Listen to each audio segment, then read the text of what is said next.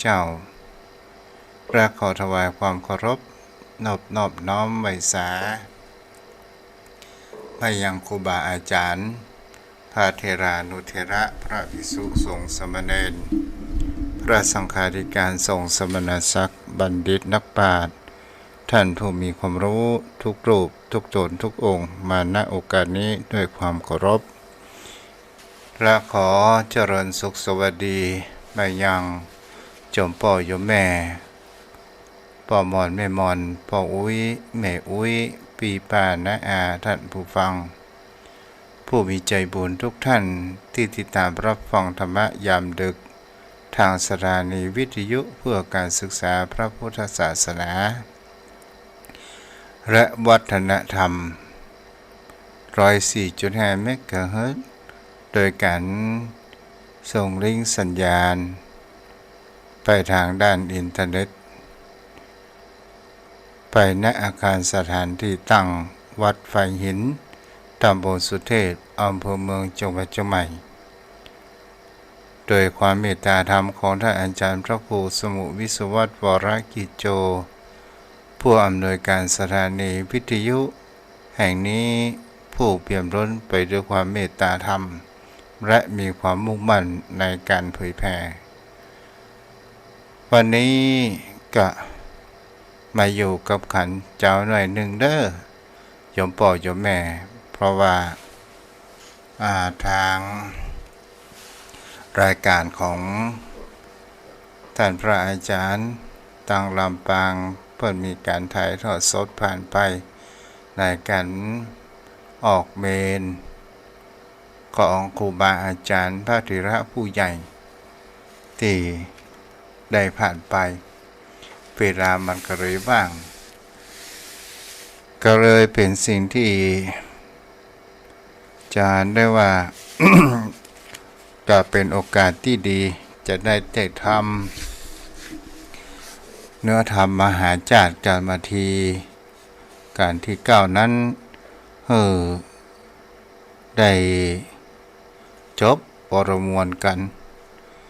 เจ้าพ่อเจ้าแม่ท่านผู้ฟังกันเดลองพอฟังพ่อนานอยู่ก่อนเนาะเดี๋ยวสักกำเด้อ ถ้ามีเวลากันเดลเฮาก็ท้ายด้วยธรรมะเล็กๆน้อยๆโยมพ่อโยมแม่ท่านผู้ฟัง มีอยู่เนาะขอกราบแต่งไตเวสาเมตตาบารมีธรรมท่านพระคุณเจ้าด้วยความเคารพอย่างสูงยิ่งครับท่านเจ้าวันนี้ตีก่อนเวลาแหมละเด้อ โอ้เขาแล้วท่านเจ้าเตดบัตรจบสกรรมนะท่านเจ้าเนาะเจ้าเขาว่าดีครับท่านพระคุณเจ้าเพราะมันได้เต็มแบบฉบับที่เป็นเตดนั้นส่วนมากก็จะมันจะย่นย่อลงไปมันไม่ได้ข้อความที่สมบูรณ์ท่านพระคุณเจ้าถ้าเป็นรุ่นเก่าๆเดิมๆอย่างเก่ากับผมนี่มันเพื่อเตะจนจบครับอย่างผมเคยตั้งเวลากุมารลำบันนะครับ2 ชั่วโมงป่ายกับท่านเจ้าก็จบก็ประมาณนั้นแหละพ่อนะแต่ปัจจุบันนี่ก็ย่นเหลือชั่วโมงเดียวเนาะครับบางที่ก็บ่ถึงครับบางที่ก็40 นาทีจบแล้วครับไอ้ยังกับวันน่ะประเวทน่ะตัดต้นไม้พ่องเนาะค่ะ มันรัดต้นไม้เปิ้นห้ำจริงๆเปิ้นห้ำพรรณนาไว้สวยสดงดงามนะท่านเจ้ามองเห็นภาพแต่ว่ามันตัดตอนนักเกินไปมันก็ไม่ได้เนื้อความนักใดๆท่านเจ้าครับต่อไปจะได้ไหว้พระเนาะท่านเจ้าเนาะเหมือนไหว้พระแล้วก็อาราธนาธรรมพ่อแม่ศรัทธานักศีลนักบุญผู้ใฝ่ในธรรมทุกท่านทุกคนนะครับลำดับต่อไปนี้ก็ขอได้ตั้งอกตั้งใจไหว้พระนบธรรมพร้อมกันนะครับอิมินาสักการนะพุทธังภิปูชยามาอิมินาสักการนะธัมมังภิปูชยามาอิมินาสักการนะส สังฆังพิปูชยามา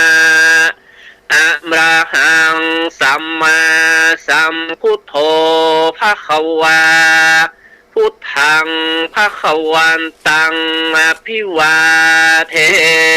มิสวาคาโตภวันตาธัมโมธัมมังนัมมัสสา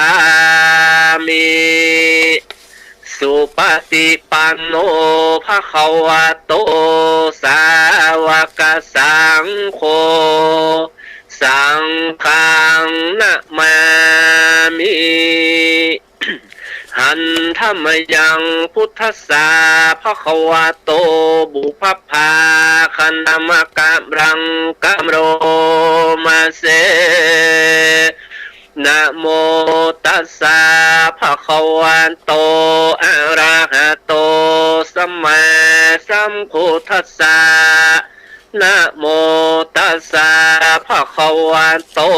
อะระหะโตสัมมาสัมพุทธัสสะนะโมตัสสะภะคะวะโตอะระหะโตสัมมาสัมพุทธัสสะลำดับต่อไปขอทุกท่านตั้งอกตั้งใจฟังธรรมมาวัดซึ่งเป็นธรรมเนื้อมหาจาตุเวสสันดรชาดกต่อจากปุตติแล้วโดยเมตตาปรมีธรรมท่านพระคุณเจ้าท่านพระครูไพศาลสุตกรจะได้เป็นองค์เทศนาธรรมณโอกาสนี้นะครับโพมาเลยโพมาเลยตนองค์แอนพระตองเต้นกระดานทองทำมันได้ทาระถูกต้องตามคันรองนักผาดผู้ข้าน้อยนาขอนี่มันตานาลูกศิษย์พระมุนีตนสักสวัสดได้เตสนาธรรมธรรมังอนุกรรมปิมังปะจังอาลาธนังกโรมาอนุโมทนากับพ่อหนานเด้อที่ครับกับพระสาท่านเจ้าครับ ในตอนที่แล้วก็เมื่อนางมาทีเข้ามายังอสมกับบริปะลูกของตนก็ได้เสาะหาว่าวันนี้ลูกก็ยังมาลูกกูเตือก็ลูกเอายังผลละหมากรากไม้กูเตือน้องก็ยังบยานมลูกโดดกินนมต่างๆนานาวันนี้เราก็มาฟังตอนที่นางมีการร้องรำให้ไปมาฟังต่อไปเนาะ นะโมตัสสะภะคะวะโตอะระหะโตสัมมาสัมพุทธัสสะอายังโสอัญจโมดังนี้อันว่าอาสมมุตินี้นะเมื่อก่อนสองขาพรอ่อนไปมามีเสียงนาเกิดกองดังผ่านกองเมืองสวรรค์วันนี้มหันสองพาโสพันพี่น้องแก้วร่วมห้องแม่อุดมอสรมบทคู่หันจุงแห่งดังพระมนแก้ว แกว่งกวัดกวายเป็นสันไดเย็นเยือกบ่ได้ยินเสียงเรียกร้องหากันบ่ได้ยินเสียงเนื่องนั้นสักจากในห้องอาวาสลากาโลลากาโลลาปีแม่นว่ากาดำในป่าบ่บินละมากายดังเสียงหายดูลาบ่ได้ยินเสียงปางจำไอเป็นสันใดดักจูในแก้วกูบ่พุนเกินสองลูกเคยหนอเต้าไปลีอยู่เต้าแดนใดนี่จามในรวยทีจังไกลลงคาน้อยมุ่งฟันหันเกิดมาบอดตันตอนนาพอมาลูกกำพระคอยใจนกในภายไหลหมู่บ่ร้องเป็นกูเสียงหวานลอยว่าสองกูมันมรณะมวยเมียนจะตายไปสองจมใจแก่นไทยละแม่ไว้บ่หนาแหน่งสองดวงแปงลุงเต่าเนื้อบ่อเศร้าปูนจมยินพารมโดยลูกร้อนไหลทุกหัวใจแกงดงไผ่ทวนที่ดูสังงันจีวนใจ สันตัวใดเครื่องขาบมากันกับไปกินนิจามอิติวิลาปันติมหาสันตัสสะสันติกังกันตัวส่วนลายจะมาดีแก่นไทยลงเริ่มให้ไปแม่เจ้าเข้าไปสู่ศาลายดยิงนางเต้าจริงพุทธโธกาโจกาเจ้าลงใส่ลูกไม้จากบ่าไว้เมื่อจกชานนางเล็งหันมานาพานักทำตนปอบอยนาโลเจนจามบ่หันสามบุญตาลูกแก้วงามพันแล้วบุญนางในสามนางพระจอมจางแก่นไทยนางก็ร้องไห้กล่าวกระดาว่ากิมิตังตุนหิโพโตหิสิอาภิรันเตวะเมโนดังนี้เป็นต้นโอยนอมวันนี้เป็นสันใดพระจอมใจนกแก้วต้นพงแผ่วงามผาหดมาดารงโยดนักแก่ขาบ่ไหวนาโลสังกามกำฝันนี้ก็ยามแต่นอบตาบ่ไหวนาต่อเจนจากรรมกาดำในป่าก็บ่ลาบินบนแก้วกำโตนแม่เฮยเจ้าลาลูกกำพาลอยตายและน้ำกิมิตังตนหิโพโตสีวันนี้เป็นสันดาย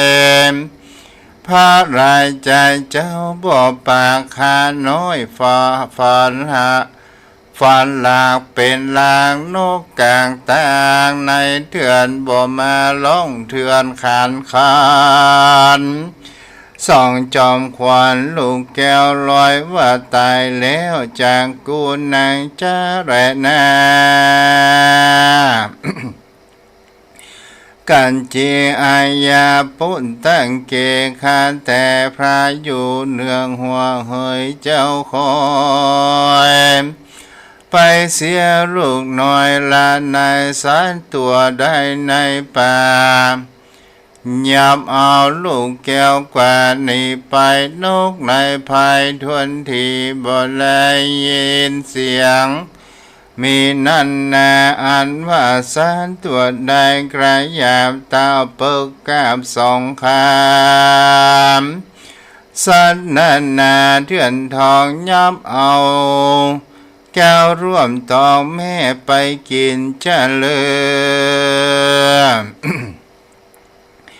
อาตุเตข้าแต่พระบุญเลืองเฮยเจ้าฟ้าลูกกำพาไปไหนรู้ว่าเจ้าจำไปรีบร้อนไปสืบสอนกำเมืองรู้ว่าใจไปหาพระบุญเลืองตนปู่หือห่างหมู่มาเอารู้ว่าต่างนงเราต่างกูไปเล่นอยู่น้องสาลามหรือว่าไปคงควายหาเครื่องเลงขับฝนเต้นอยู่เงินงาการบ่รู้เวลาวันและคำส่องเจ้าพร่ำเริ่มมาคู่หวาน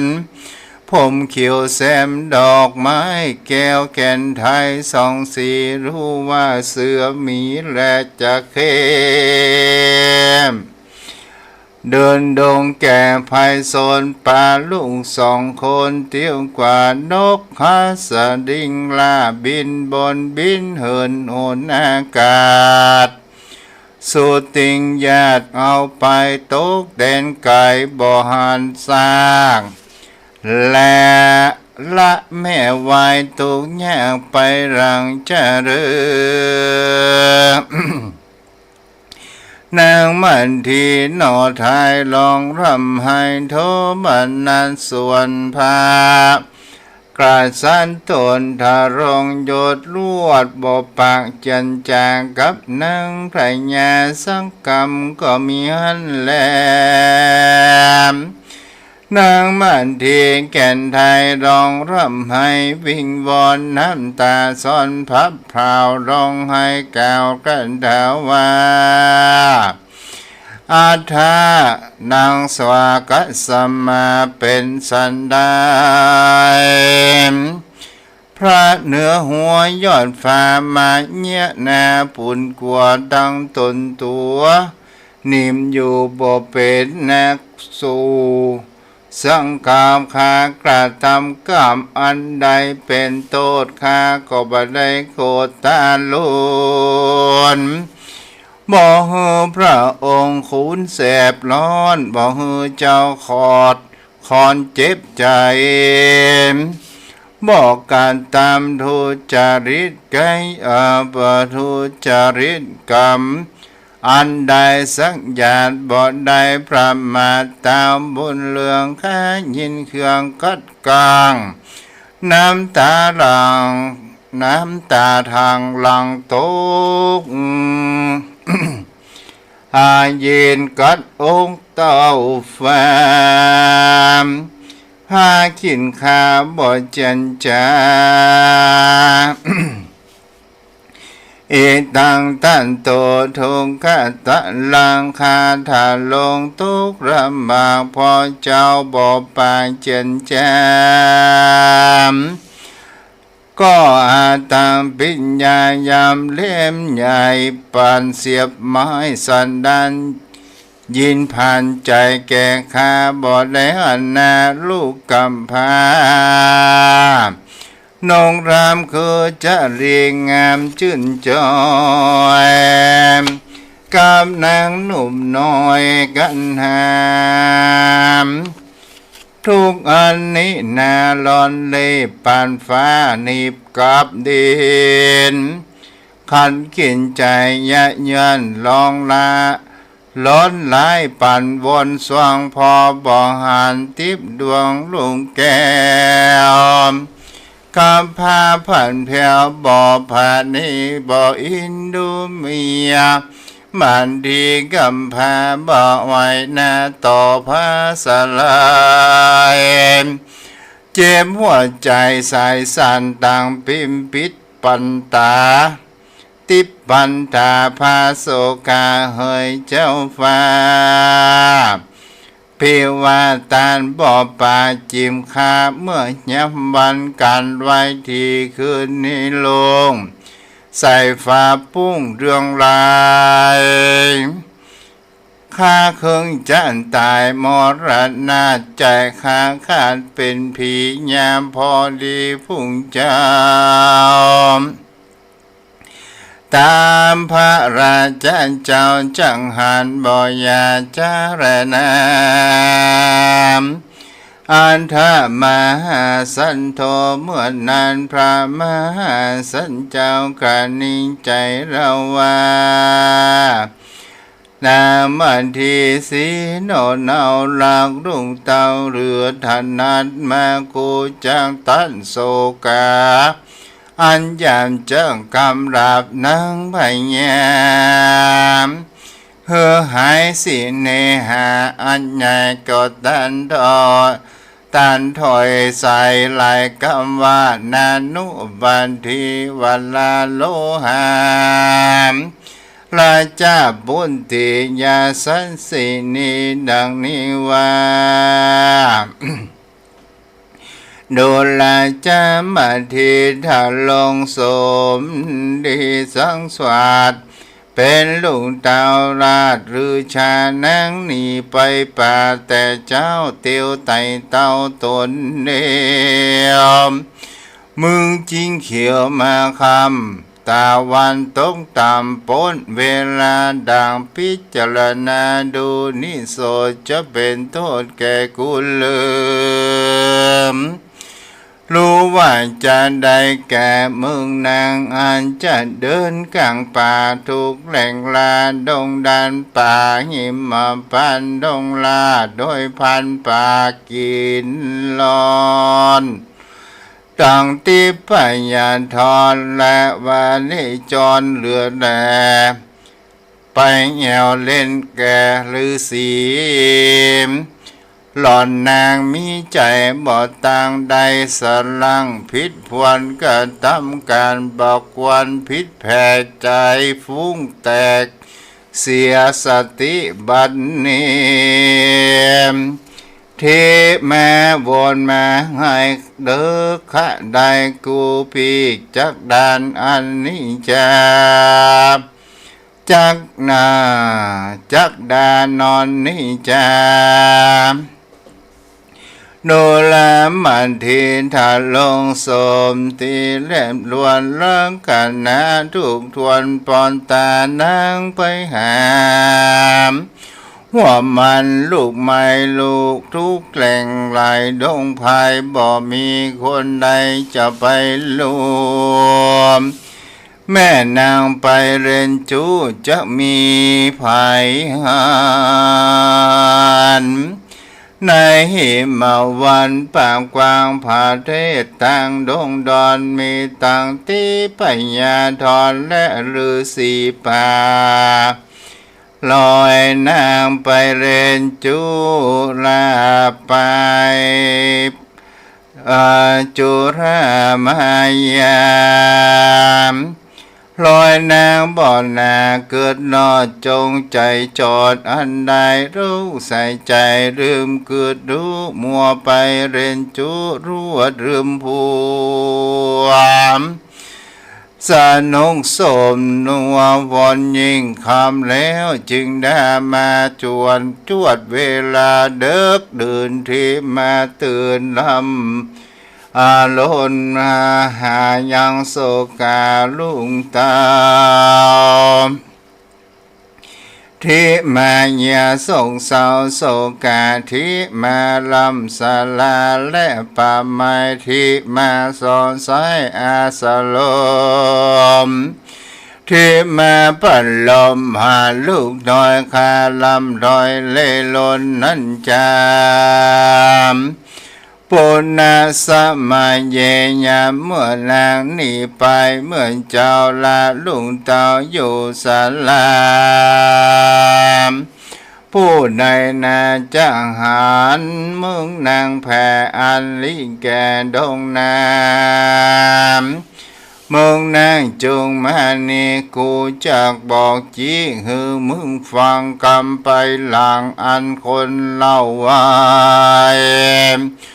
กูจะกล่าวให้มึงฟังจ้างไปหลังจำไปนี่เสียเถื่อนเพราะว่าจ้างปูเปือนบ่มีลายแก้วคนใจร่วมรู้เมียเรียนจูก่อมือผัวใจดีรายจะสีจะนีเสียดอยก็เพราะดอยอันบ่มีรูเปียวปองทำป่าจะหนีเสียน้ำก็เพราะว่าน้ำอันบ่มีต้มสารมจังอันนี้เสียคู่ก็เพราะคู่นั้นบายน้องจังนี่เสียต้นไม้ก็เพราะต้นไม้บ่มีลูกลวงลายวางทะลายจักนี่เสียเล่าก็เพราะเสือคงเท่าใดเตียวจงรายจังหงจักนี่เสียสาก็พอสาอันบ่มีดอกบัวยิ่งจักนี่เสียผัวก็เพราะผัวขี้ลายหาเขาของบ่ได้ยิ่งร้ายหากดูแควนเมียใกล้แกนแหน่งนายพอผัวบ่จะเพียงไปไวอากรรมโบราณทั้งหลายกล่าวไว้ก็มาได้แก่ตนกูนี้แรนางเฮยมนุษย์สินีฝูงยิงจะฝูงยิงสามแถวเท้าเปิ้นก็อยู่กับรุ่งดาวและพวกควรพร้อมเพียงการเอื้อมข้างยิ่งฝูงเป็นแม่ล้างเปิ้นก็ยังอยู่คนเดียวไผบ่หอนเขียวมาคำตาวันตกตามพ้นเวลา มันเย่ลอยนางบ่รำเพิงหายังสามขาปอลูกอันสังผูงสมปานในดงแดนป่าไม้จะใจสู่ดมได้บ่รู้บ่ดูขาตั้งหลายยินกำลำบากโอนทุกยากเรือใจ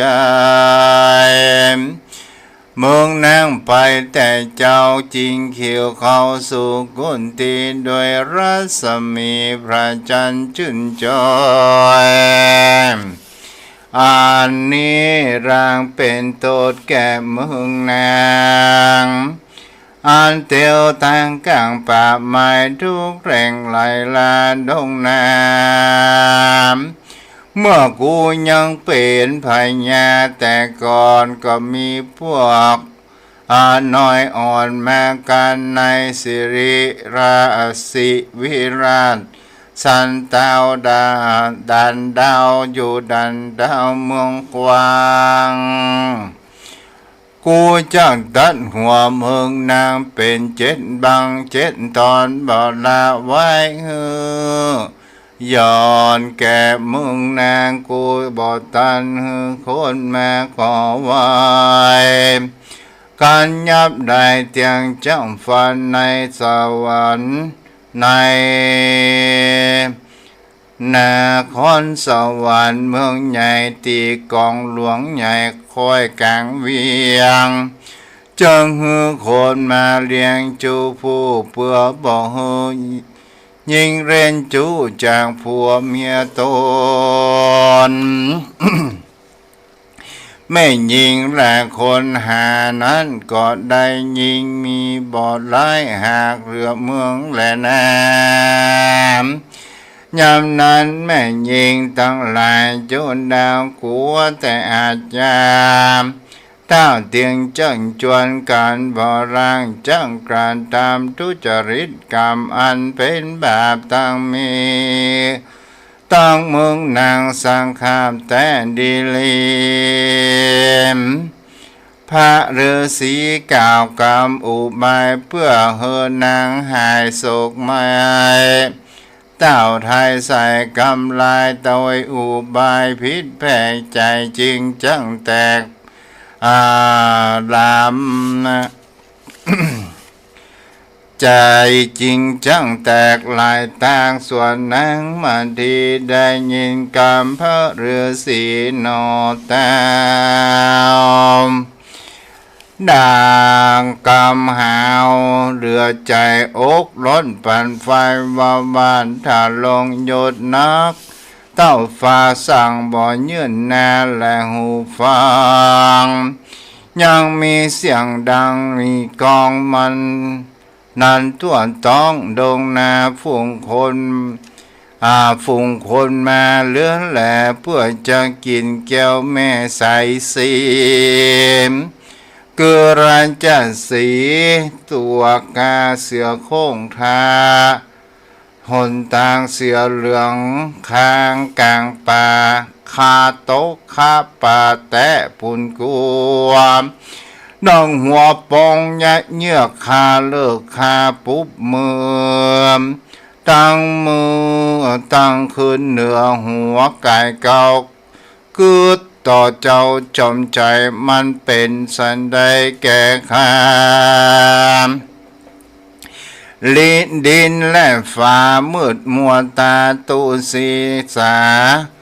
เรือแหลกคามก็หันแผ่เพียนพวนติสานตั้งมวลดูหลากมีกว่ามีกะหา เดินที่ลืมปันเลยมีกาว่าหาเป็นเจ้าบอลโลว่าคาได้เล่นจูจากพระเมืองการพระบุญเรืองบ่อเจือคอยขาน้อยขอสาบทต่อหน้าพระธารงโยดปานเผาภาพเป็นเก่าจำควรขออาราธนาขุนสวรรค์ดินตาเจ้าฟ้าทั้งพระกุมภาการและกับกุมภาการแก่กามตั้งพรมสามนาจุงเร่งหันตั้งเทวบุเตตั้งเทวดาอันอยู่บนสวรรค์ติปนัยนายคงเขตจุมปูอันอยู่รักษาห้อยลูแม่น้ำที่ยันกวางกลางบนไปบนโหนอากาศไปใต้รวดรอรานีจงเป็นสังคีมแก่งขามาเดโนจนาขอหมู่เทวาลาจุงเร่งหันต่างพระกุมพันพระกันและพระกะและกุมพันนางนามจงมารู้พร่ำส่องสัญญาแสนโกรธอาลาสองโกรธอารมณ์จงรู้การวางคานได้เรียนรู้จากจอมหันขอจงการตามโตดเฮือคาน้อยโสดชิบหายวอนกำไว้เวนาดปือเฮือเมียนจาดอินทรีย์ตกเวจีต่ำไตไฟนรกไม่แผ่ภายภาพแสนอาสงสาแสนอาสงไก่กับยาเกยงอกอยากเฮอปนออกดินเลียมในเวจีเตียงเต่าแม้นพระพุทธเจ้าโพธิ์ทรงสารทารสปัญโยตันจยานอเนกต่างพระปัญเจและพระอรหันต์ทางขายาบังมากกว่าเม็ดหินทรายในน้ำแสนโกดกำนาทีอย่าเหิมมันทีได้หันและไว้พระบาทไทยสังองค์ เพราะว่าใจจงโกรธเกี้ยวนัดเดียวแต่แก่ผัวขวานเทวดาจงเร่งหันจุดดาวตุกเตดเต้าดีลีการค้ามันดีบ่มีตดเหมือนเต้าทอเหมือนเต้าไทยใจตะนาก็เฮอคาอายุตีคายืนยิ่งปั๊มบำเลินเจ้าจอมมิ่งราชามอย่าเฮอมีอาพาธเจ็บบาดอย่าเฮอมีพยานกังวลขอเตรียมตนพระบาทแม้นเกิดมาแสนชาติข้ามอยขอเป็นเทวีข้าบรรลุนีเสียจังเจ้าเตรียมพระนั่งเก่าไปยังเงาข้าบรักองค์เรายอดฟ้าจ้างเฮอคาลักแก่โตคนใดคารำข้าบำเริญพระใส่ใจขึ้นคอยแต่เมื่อยังหนุ่มน้อยสาวจีใน16 ปีไปรอดไปรู้แจ้งจอดการยิงขอพระจุงกระนิ่งดูก่อนอย่ารีบกระทำร้ายข้ามอนมาดีพระยังป้องเป็นจีอยู่ป่าโตดคาบอกต้นคาไทยบอกเคยมีคาแต่พระฤาษีเจ้าฟ้าข้าจะไปออกนาตั้งลือดีว่านางมันทีมีจูมฉลาดรู้ความเข็นเปิ้นจากตือว่าเป็นยิ่งใจบาปเปิ้นจังตือว่าข้าเป็นยิ่งใจแหลมหยาบมารตุกรรมเปิ้นจังตีเปิ้นจันตือว่างคานี้มากำลายหลากเปิ้นจักตือว่างคานี้ไปเรียนจูจากพวกหวนจะเรนามพระอยู่เหนือหัวเฮยเจ้าฟ้าข้าบอกเจ้าข้าบอกว่าจะก้มหน้าสู่เวจีใจข้ามันดีไว้ว่าสะดุ้งหยาดปนความมือตุนหัวกลับไว้กลางป่าไม้เลี้ยงลายยังติสาตั้งหลายเรือแหลกข้าหันแผ่พิษพวนติสาตั้งมวนจูจอมแควบใส่ฟ้าแม่ปุ้งเมืองฟูงเสือเหลืองและเสือคองลองเสียงคือกองก็กิเลไรเจ้าสีมาอยู่เฝ้าที่ข้าจะไต่เต่าเตี้ยวมาข้ายอมมือสาวันไหวพาจะใจขอหนทางพญาเหนือจริงวังลบหลีกเต้นหลีกฟิกตั้งเที่ยวข้าจึงเขียว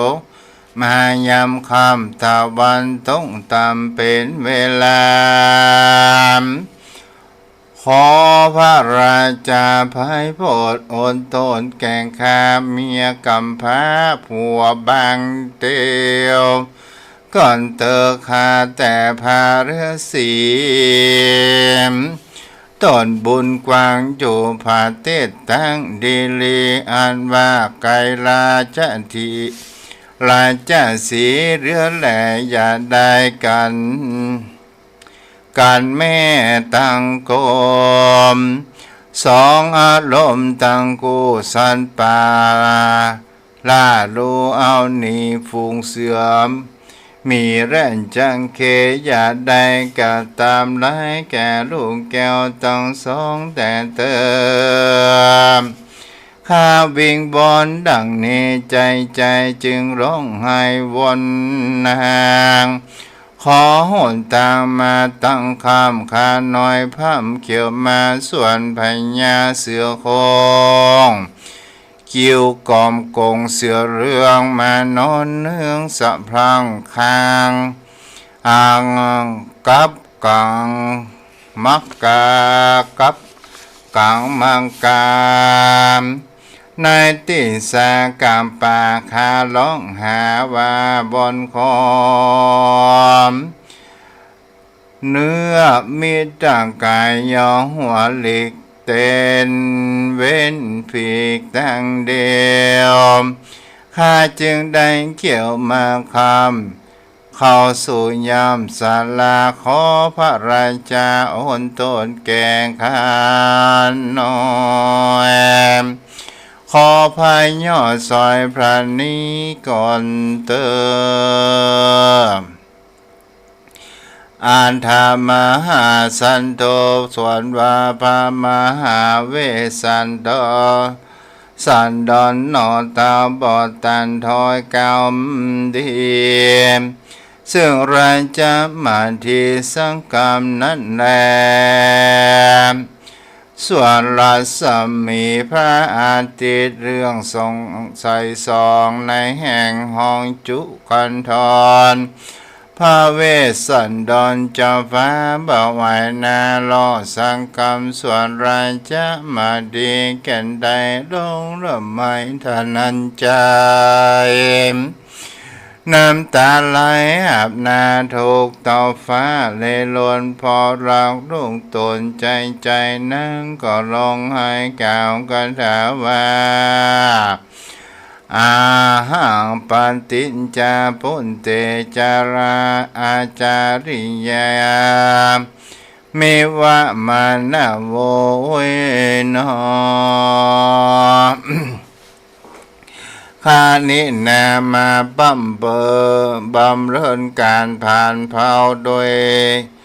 ลูกต่อแม่ทั้งสองแม่ก็ปองกัดเติมเปลี่ยนติดต่อปฏิตามปอยาวเยือนทุกวันคืนค่ำเจ้าบ่บำเลินพาราจันเจ้าแต่เดลีข้าบวชเป็นฤาษีอยู่ในเถื่อนอยู่เป็นเพื่อนพระสังสมปานบำเลินการเก่าเกลือพาเสื้อยอมหนังเสือเอาใจเจือทุกวัยหาลูกใหม่มาสาน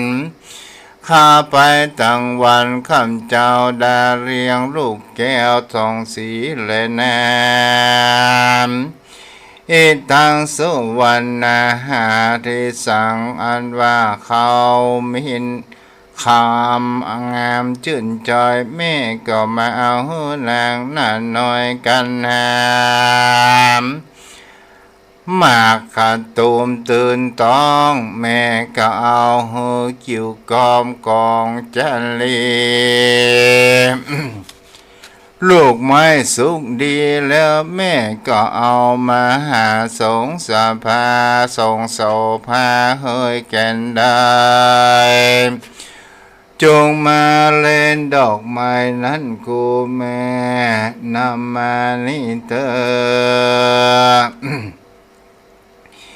เอตังโมลัมพลังดอกบัวขาวงามจันจรมากอ้อย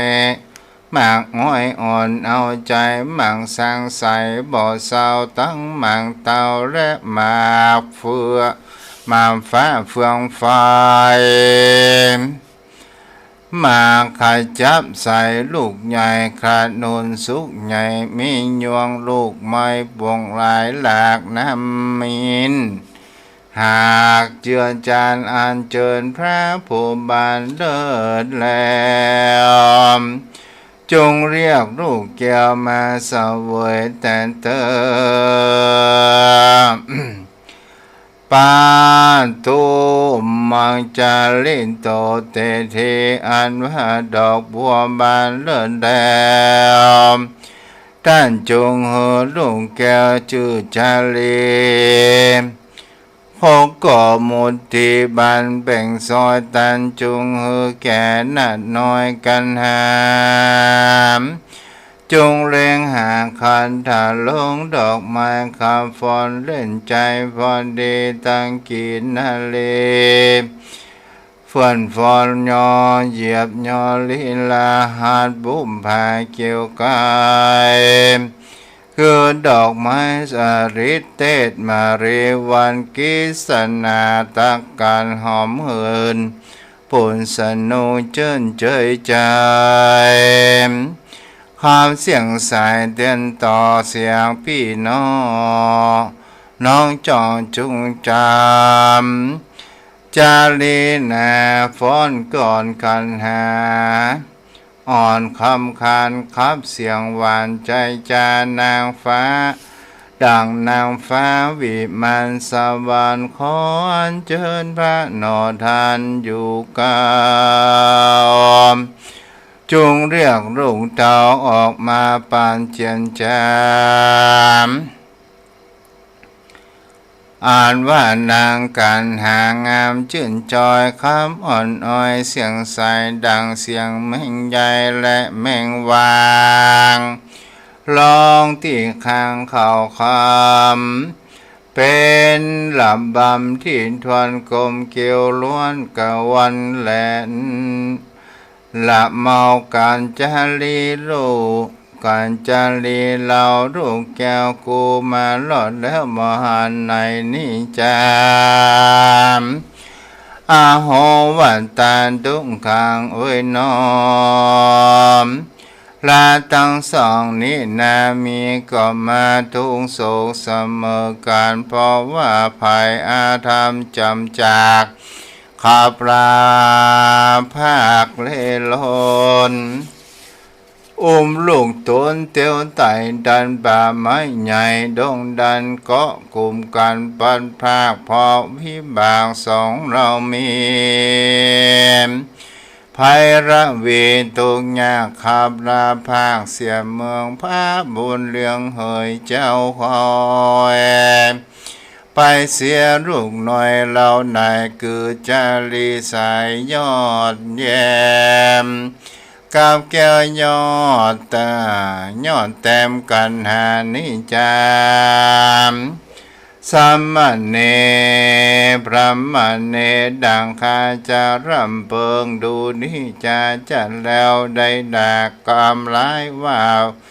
หลวงพิษแก่เจ้าตนกันตามพามจาริตรงเป็ดดังใจเจตเป็นจีถือกองดีจันใจวางขึ้นฟ้าถึงสวรรค์วิบากมาตา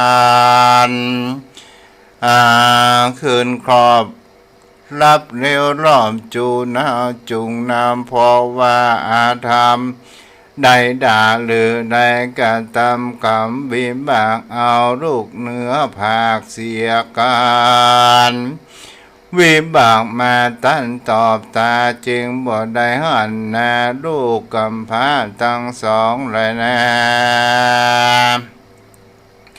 นางก็ยกมือสากับไว้พอบ่หันสองลูกแก่นท้ายเสียแสนโศกไม่วอนสว่างมากและนาอาวังเวระมานานังมาดีจันจางข้างคอยเต้าตอบถอยสังบ่ตอบถอยสังคามนางมีตนอันสานแสสันไปมาเจ็ดน้ำตาสาจะใจนางร้องไห้แล่นไปปานโดยรัศมีพระจันทร์เรืองส่องใสส่องนางแก้วต้องเตียวมาหาสองโสภาเบาเว้นเคยเล่นแต่แดนใดนางก็เล่นไปหาสอสายเป็นต้นว่าในจุมใต้จุมปูมนางก็ไปเล็งดูทุกสันลอกตีข้างคอกอาสลม ริมจมโกมและลงน้ำตีไกคำบงกะละนีที่นั่นที่ห้วยลาดตุกที่ตาดเหนียวผาตุกรมคาเรือนเรือนคมตั้งว่าห้อยลุ่มแลบนดอยนางก็ไปเล่งคอยลอดแดวก็มาหันลูกแก้วแม่ตั้งได้ตั้งร่มไม้โพสาลายและนิคนหน่อยแก้วโกดตาลตั้งการจุงยืนยันตรงที่นางก็ไปที่เร่งหามบ่หันสองปุ่นตาแก่นไทยนางร้องไห้กล่าวกรันทว่าอิเมเตจุมปูกาโลกันเตวิธิโอยนอมอันว่าไม้จมปูมีหลายแหล่เต่านี้แด่อาลามยามพรายงามจุงยิ่งไม้ไหลยิ่งเกียยิ่งสูนการไม้แนวการและปุณนาเป็นดอกมาปูบวงในดงหลวงข้างคอกไม้คักหมอกแร่จำปาดอกสะบันงาหอมเย็งข้าเคยน้องกิ่งเก่าแก่เก่าแขนอ่านทุกแขนเดียดินบันละเดียวเด้อถูกแดนดีที่เล่นกำดอ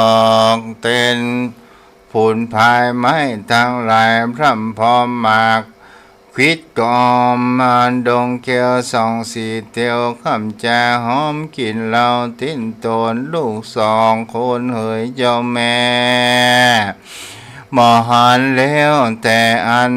มานิจานอมสันดาอ่านว่ามังคานนเป็นลูกเจือเนื้อคามาแป้งมาบาเป้งป่าเป็นพวงนิโคนทาลาหลวงจื่นจอยควิดใหญ่น้อยแก้มการไม้อุ้งตาลกิ่งกอมอ่อนน้อมไปมาในดงนาเทือนทีการกอมควีในภัยไม้ใหญ่เป็นหมู่กูยังหันพร้อมอยู่ทุกอันเต้าว่าบ่หันส่องจอมควันลูกแก้วตายแล้วแก่ตั้งใดนี้จามเอเมติดันเตอาลามาวะอารามเพียงดาเรินปุนสนุจืนเย็นใจน้ำเย็นใสแต่ความไหลแต่ตั้งสามามผูกหมู่ป่าเนียวผูกปูป่าเนียวเหนียงเล่นแล่นสอดเสียวไปแม่ตั้งป่าพันและเต่านะมีจูล้ำจื่นจมฟองสีบัวบองตั้งกุ้งเฮยเล่นอยู่ปูป่ารายไปแม่คืนลองว่ายแน่จอมจูจงการตะวันลงใครคำสองพี่น้องลำลนหามแม่มันตากำพาแลนไปอยู่ท่าตั้งกูวันนี้ปอยบ่มาจูหน่วยน้องจุงจงแม่ข้างศาลานิจามวิดานิโลกาจานาติอันว่าดอกไม้ลายจื่นจอยนาเป่งปอยสู่ปูดพวงเกียงมวยหลวงและกันนิเกศรินเทศหอมกาย ต้องสอนใบกันกิ่งมีทุกกิ่งบุมพานในดงนาพัมพอมยายหยาดออมปูเขียวสองสีเตียวก็เก็บดอกสองพี่น้องหยอกจริงกันแถวดอกไม้หวานเกี่ยวกอดหอมลอดเต้าตีนโตนลูกสองคนแก่นแก่ลูกสองคนแก่นแก้วปัดแม่แล้วลอยตายและน้ำพาลานีอ่านว่าลูกไม้มีหลายสิ่งเป็นทุกสิ่งเจือนจันทั้งหมากหำฟันและหำลอกตั้งเห็นตั้งเห็นหมอกและนมงัวกินหวานนัวสมฝาตั้งหมากหาดและหมากปีนลูกไม้ดีกินหลายจื่นดีกินหลายจื่นใจลูกอ่อนน้อยแม่เคยปิดกินสองนอสองนาเรียนพี่น้องไปอยู่แห่งห้องหนใดนี่จามอิเมโนหัตถิกาสะโมโอยนอมรูปจังใจจะเลยแล่นรูปกวางฟ้าทาลายและหมูเถื่อนอาขาจังแล่นเถื่อเลื่อนเลยการบอกขาเคยยุบฝันบ่ภาคจุนจอยลูกอ่อนน้อยบ่เคยปิดกินสองนาเรียนพี่น้องใบอยู่แห่งห้องหนใดนี่จ้าอิเมโนหัตถิกาอันสาโวยนอมรูปจังใจใสเล่นเลยแล่นรูปกวางถาดลายและหมูเถื่อนอาคาจางแล่นเลยการคาเคยยุฝันนกจ่าปากแรงงกยุงคำเจ้าถ้าลงทำตนพอสลักหือลูกน้อยหน่อจอมขวัญเล่นทุกวันบอกขาดเล่นทุกวันบอกการก็มีญาติใหญ่การปึกปล่อยบ่อหันนาสองบัวสวรรค์เลิศแล้วบ่หันลูกแก้วเตรียมใจแม่นิจาปังขีติจามเนื้อนกมีหลายหมู่เต้นตื่นเต้นสั่นสูบเต็มพายโดยเสียงอันนางเดินไปและให้หาสองแก่นไทยบนตาบ่หัน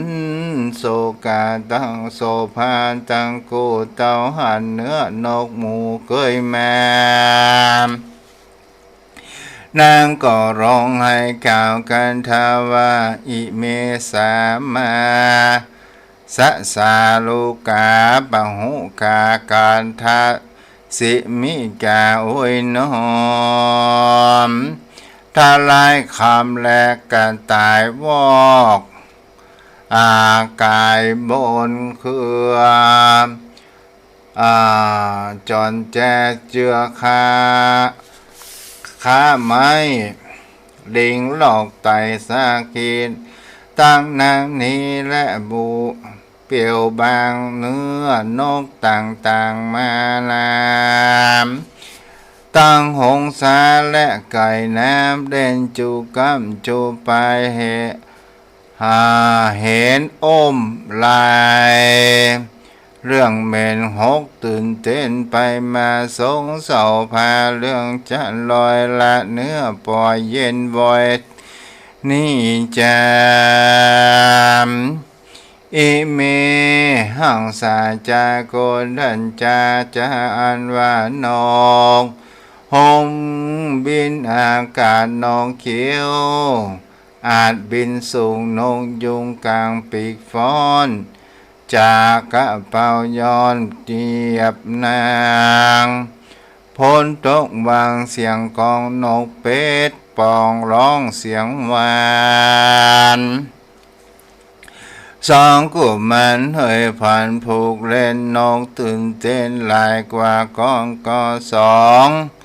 สอบปอเฮยพาแม่ข้าบ่หันแล้วแต่ทุกอันบ่หันส่องแปลงปันลุงเตาไปอยู่ดันดาวแดนได้บ่หันในแห่งห้องแก้วแม่ร่วมต้องร้อนตายจะแล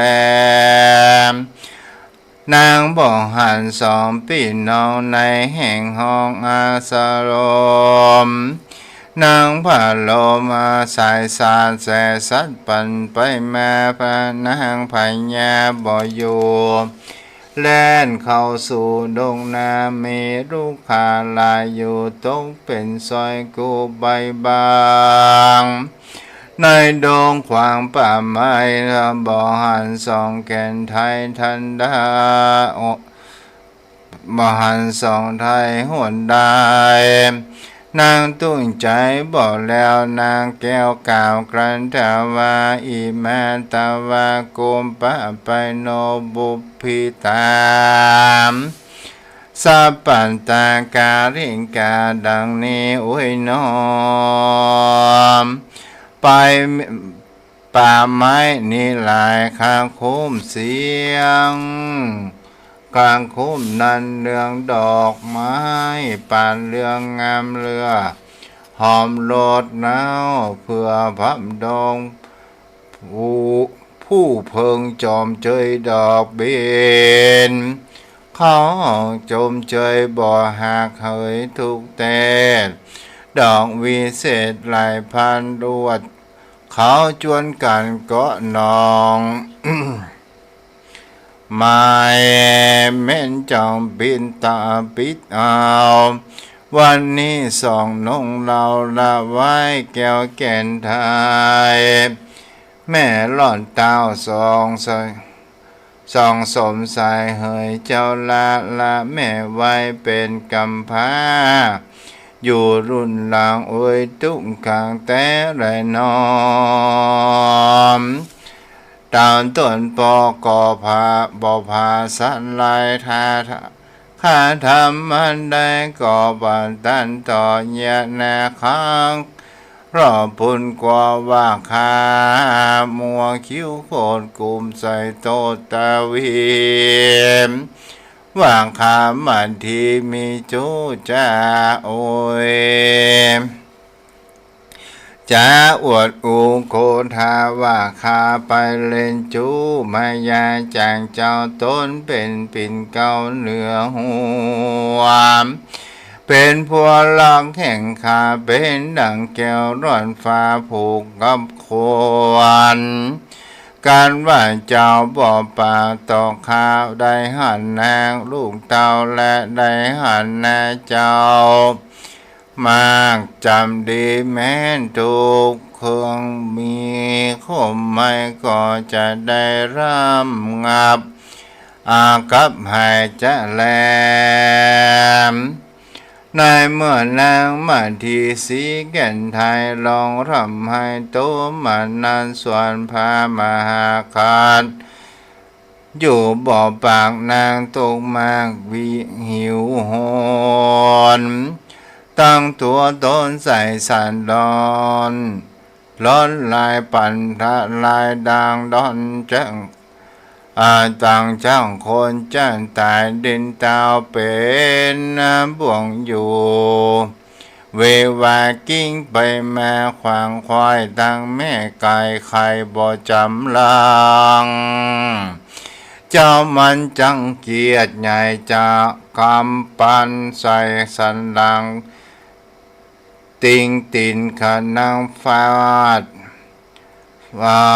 ฟัดติวคาคาดพายผันพายพัดก่อเสสันไปมาดันดังนาขาวเขียว บ่มีเปื้อนเตียวหาโลกบ่ทาถูกถึงกาถึงหานาอกกำตันตันกังจังแตกร้อนไหลแหลกเป็นเปียวกลางคืนเตียวต่อโลกมาเต่านุ่งหันมา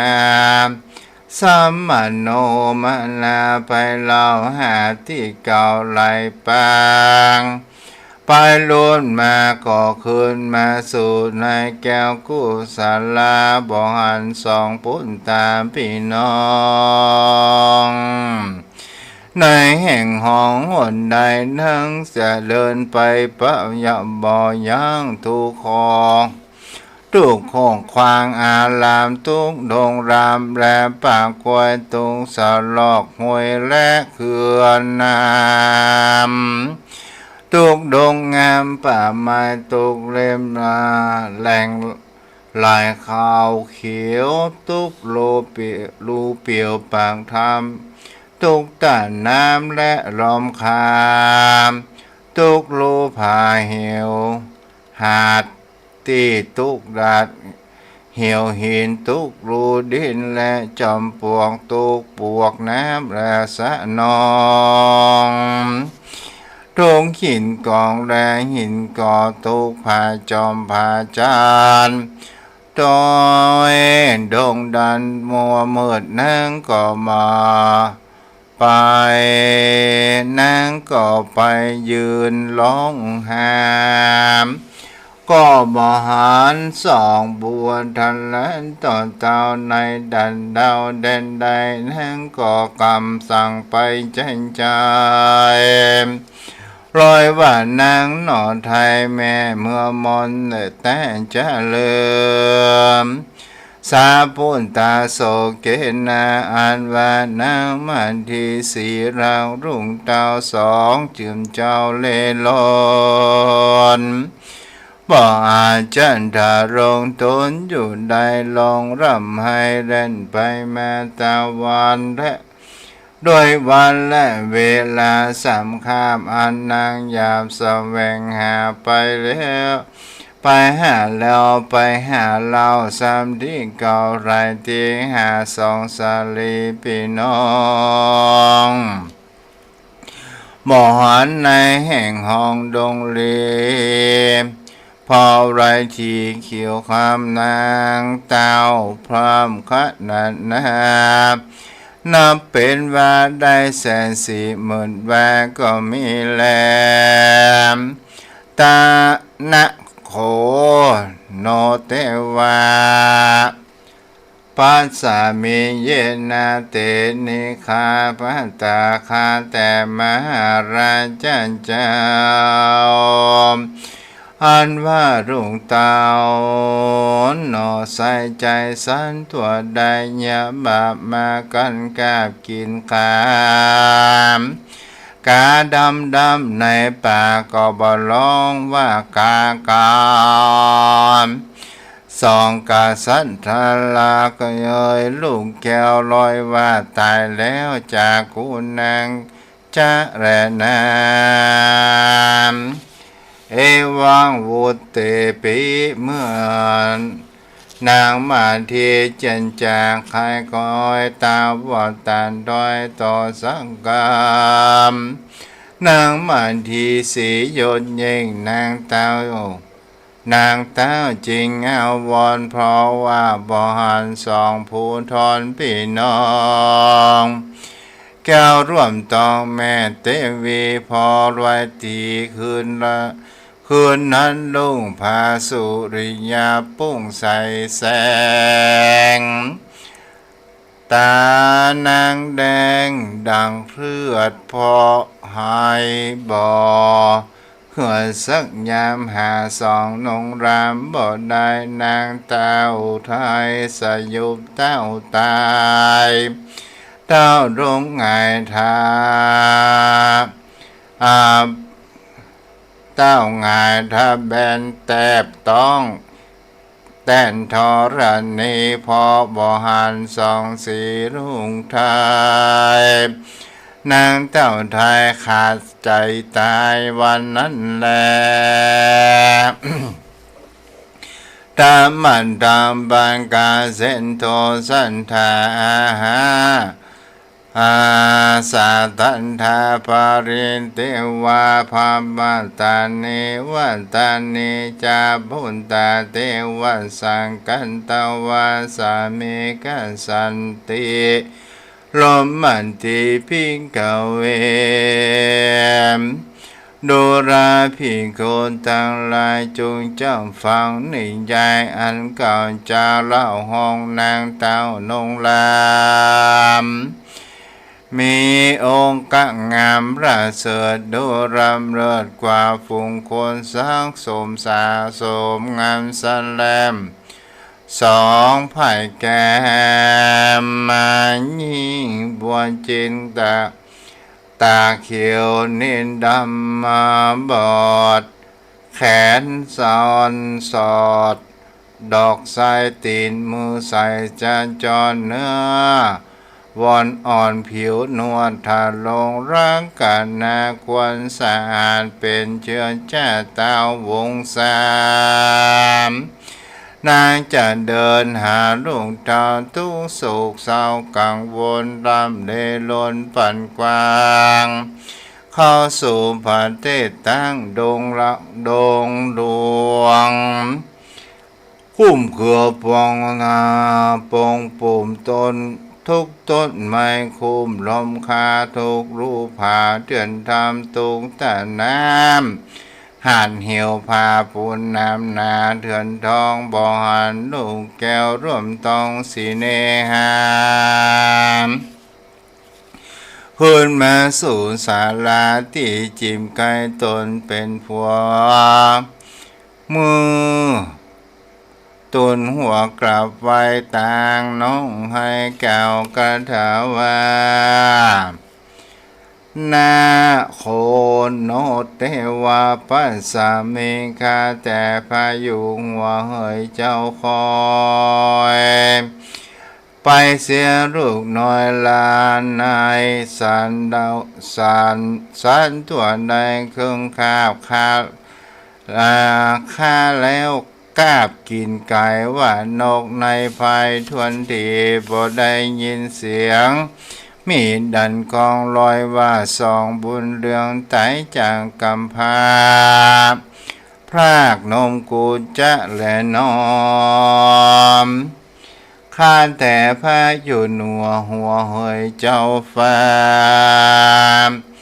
ขอจงบอกข้ารีบเร็วปานพระจอมจวนบอกบอกคอยบอกคอยข้าน้อยเตียงแดนไว้สยบตายยามง่ายผู้เจ้าจากลาพาบ้านจะอยู่คนเดียวในภัยเขียวกลางเถื่อนบ่มีภัยเป็นเพื่อนพอสองและแนอิติบันทิวัลลาโลหะราชปุนติส่วนนางมันทีสีแก่นได้ลองร่ำให้พอเร่งหาก็บหันสั่งบุญตาในอาสารมนางยอพนบน้อมพระบาทมรณะทิ้งตายทิ้งจากสะสายสายยันตากุมปันเป็นมียามนั้นใจพระฤาษีใส่สานใจเจ้าปันไปมาส่วนพาลาจะผ่นแผ่วนานน้องแก้วเต้าตั้งยืนโศกเวียนผู้ไม่เต้าวอดบ่ได้แต่เป็นโศกเป็นสลมเย็นผ่านลมเดือดร้อนทุกสิ่งขอทุกขิงคอนโศกามวันกุณแลมีมากอดลำบากเหลือใจเพราะว่าอะไรบ่แล้วหอนนางน้องแก้วกะมรณาจาลเตน้ำตา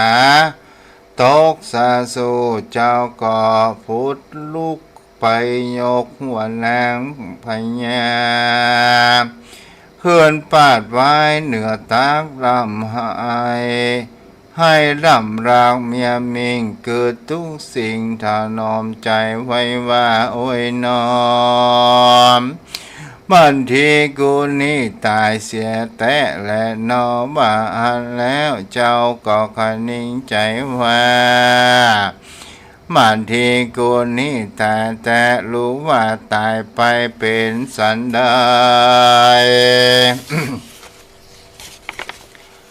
พระจอมแก่นทายก็เอามือวางเหนืออก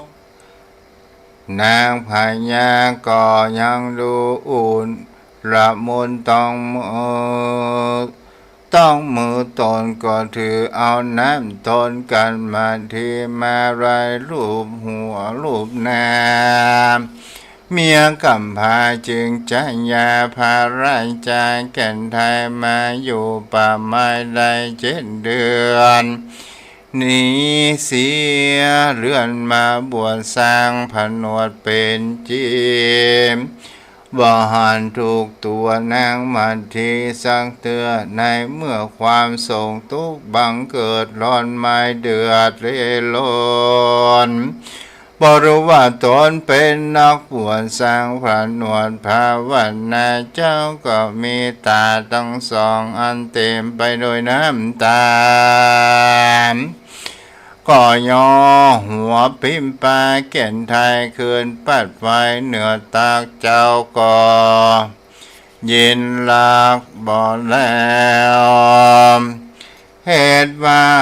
นางแก้วสยบตาย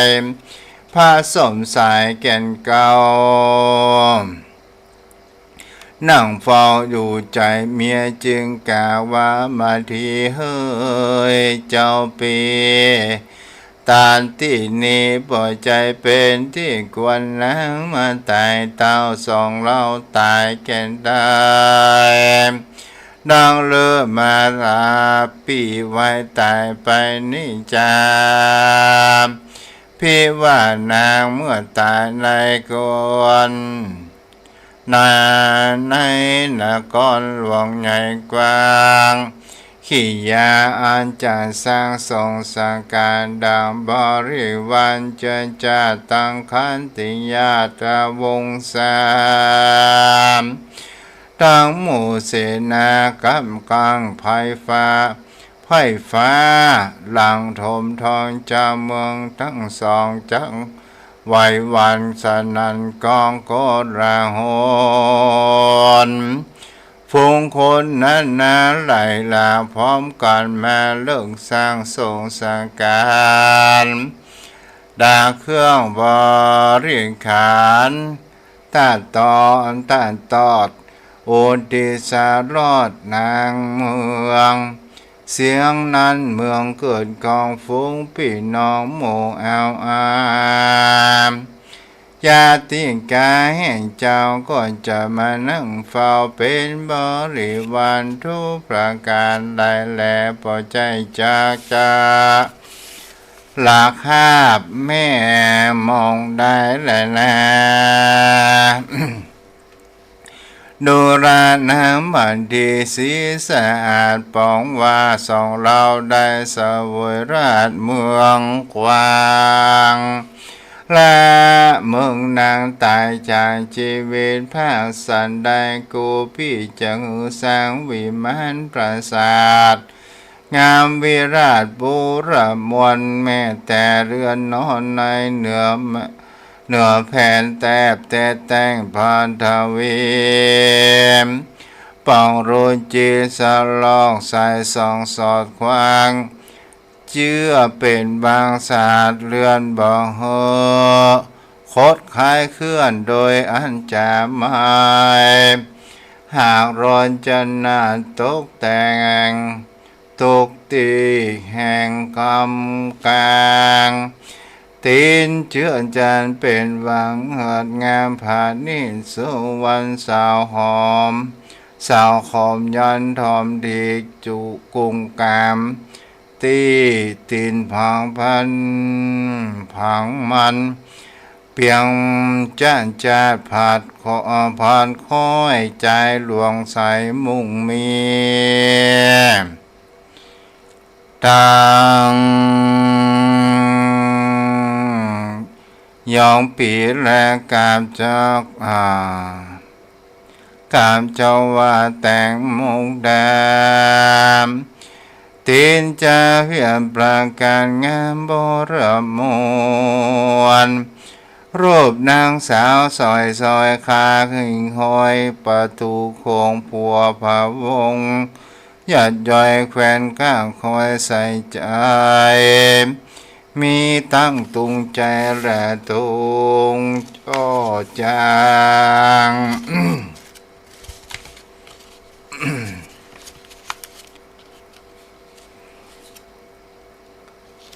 เดินเด้ออันนี้หน้าที่สองเนาะ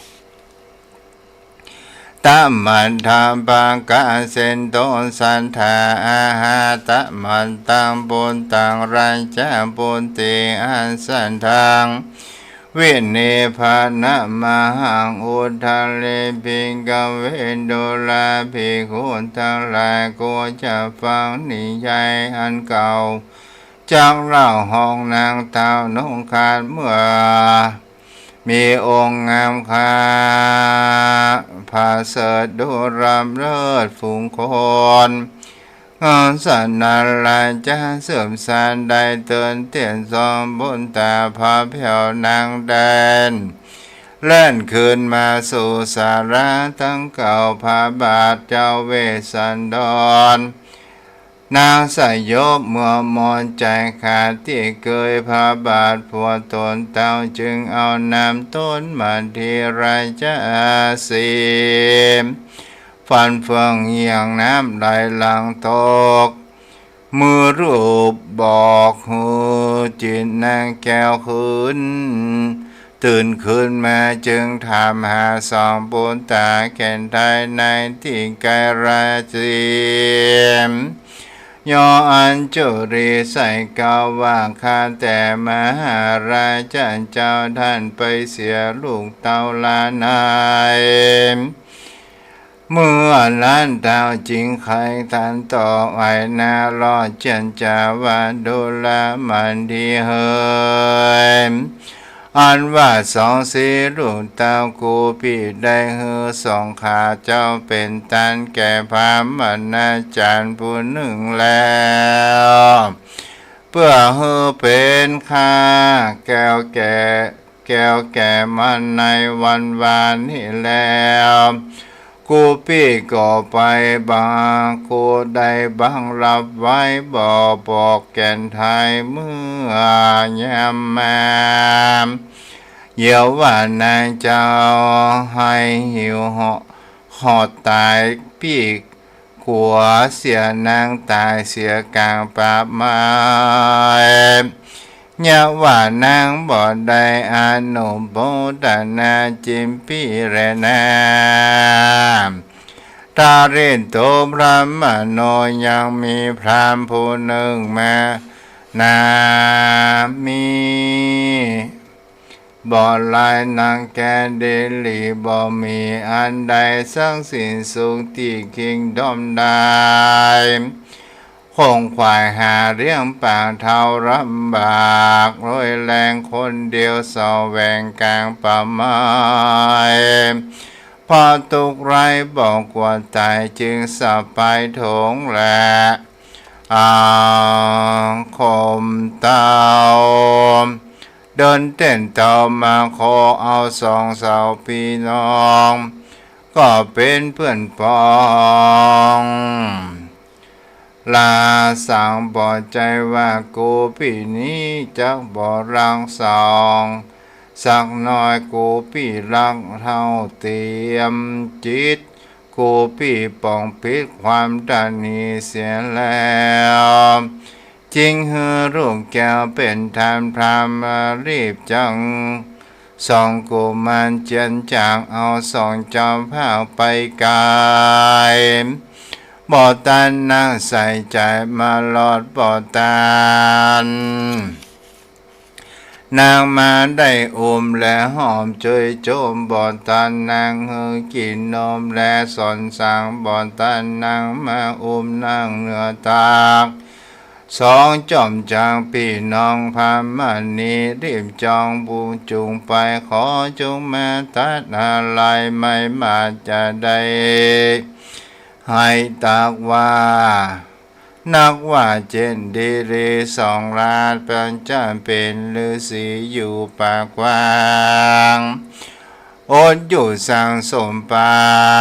นก็อยู่สามดานคำเจ้าบ่โศกเศร้าสุขสบา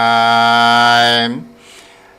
เต้าบ่ตายไปนาก่อนจะได้ปะลูกแก้วกำพาค่อยใจแม้นส่งขาไปต่างใดเช่นจากบุญอันนั้นก็หากเต้าขึ้นมาบ่จะแรนามว่าอ่านแล้วตนแก้วก็กล่าวกันทาว่าพุนเตปะพุนจาทันดันจาอันยังคาเลทานนานทานชาสาปุริโสมท่านนานที่สวายตะมันเตดังนี้เป็นต้นดูรายจะมาดีอันว่าสาบุริสาเจ้าตนดีรีมีพญากันว่าอย่าโจกเข้ามาสู่ยังที่อยู่ถามหาคอมเพิ่งจังหือยกย่อโดยง่ายจกใจหือเป็นตาลดังข้าวสารและข้าวเปลือกดังจิ้นเลือกไขมันดังเงินคำจังแม้ดังหมูคายิ่งใจควรคงควายเฮือด้วยง่ายจกจ่ายเฮือเป็นตานนางจงมีใจบานเกิดถูกอ่านว่ากูเฮือรู้เป็นตานนี้เติมมันทีปิ้งโคส่วนว่านางมันทีลันดันจีนุจันนาจากโอกาสเก่ากำดีกำโดยพาเรือสีพันแผ่วอันพระภาษาเฮือรุ่งแก้วเป็นตาลเปือแลกเอาพญาสัพพัญญูแต่ยานนันเลิศแล้วนางแก้วจะอนุโมทนากล่าวเป็นการทาวาอนุโมตามิเตติวาพุทธังเกตาโนมุตตังอาตันตวาจินตาปาเสหิพิญโยตะนังตันโตภาวะดังนี้เทวาคาแต่มหาราชันเจ้าข้าอนุโมทนาสาธุการซึ่งอุตตตานแห่งเจ้าอันประเสริฐเฮรุ่งเต้าเป็นตันสนว่าคนฝูงมีกาทันกำทันนีหากมาของงำเอาบ่อ่านเฮรุ่งเต้าเป็นตันแต่ดีลีโยตะวังอันวาระพระราชาเจ้าตนใดได้จำเริญแก่เจ้าสี่ปีมวลมากหากผ่าโจรแป้เสียยังความดันนีเสียแล้วเฮลูกแก้วเป็นตาลจงมีใจบานจมเจินใจต้องตื่นยินดีเติมพระมหาสันเจ้าจึงกล่าวว่าดูราจะมาดีเจ้าพี่เจ้ากล่าวกรรมอันนี้กรรมอันกล่าวกรรมสันนิษดังเลื่อมเพกูหูลูกรักทั้งสองเป็นตานบ่มีใจพาผ่องเพียวยินดีดังอันอัศจรรย์ทั้งหลายฝูงนั้นก็บ่รังว่าจะเกิดมีจะแลมว่าอันแล้วพระตนพันเพียวจึงบอกอัศจรรย์ทั้งหลายมีแผ่นดินวันไหวเป็นเก่าแก่นางหนุ่มนาวราชมาดีนั้นจะแลม ตาโตในกาลานั้นนางมันดีโตเลิศแล้วนางแก้วเจ้าเก่าเกตนาจากกรรมสุญญยังอุตตมะตานแห่งเจ้าจึงกล่าวกันทาวานันติเตปันทวิสันโตเตติวันโตสัมมันเตวิสุนทาธาโตจินังวาปฏิสุนตาดังนี้เทวาคาแต่มหาราชเจ้าบ่าวมหาปัตตวีอันว่าแผ่นดินดวงหนาสังขยา240,000 โยชนะก็เกิดร้องวันวายสถานร่อนไปมาก็โดยเตจาตันรายเจ้าทั้งหลายตัวเลิศแล้วอันภาษาเนอลูกแก้วเป็นตานันว่าเสียงกิตติหรือชาผังโกแต่เตจันทันแห่งเจ้าก็ทาราบต่อเต่าถึงพรหมโลกก็มีวันนั้นแลอากาลิวิจุลันตาอันว่าสายฟ้าบ่